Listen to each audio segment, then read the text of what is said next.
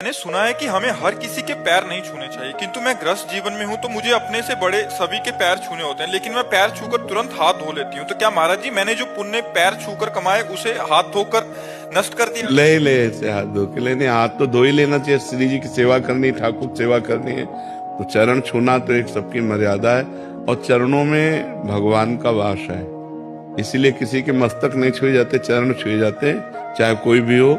चरणों में भगवान में, हमारे सब अंगों में देवताओं का वास है, जैसे हाथों में देवराज इंद्र का वास है, ऐसे अलग अलग सब जगह तो चरणों में विष्णु का वास है। इसलिए हम भगवत भाव से जब छुए, किसी के भी छुए तो भगवत भाव से छुए। अब चूंकि सेवा में जाना है तो वो हाथ कहीं और न छू जाए, इसलिए हम धो लेते हैं, उसमें पुण्य नाश नहीं होते। हम ठाकुर सेवा, हम इसलिए नहीं धो रहे कि उनको छुआ, हम इसलिए धो रहे हैं कि हमें ठाकुर सेवा करनी है, हमें और सेवाएं करनी है, जिससे चरण छुए हुए हाथों से हम वो सेवा नहीं कर सकते।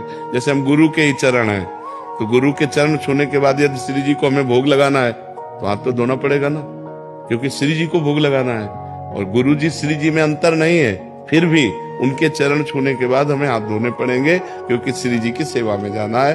और अगर गुरु जी देख ले तो डांट देंगे, पहले हाथ धो, ऐसे श्री जी की सेवा में क्यों जा रहा है। तो ये बात हम मन में सोचते हैं। हम अगर इस भाव से धोएं कि यार तो भले पुण्य नष्ट हो जाए, लेकिन हम तो श्री जी की सेवा के लिए धो रहे हैं, इसलिए कोई बात नहीं।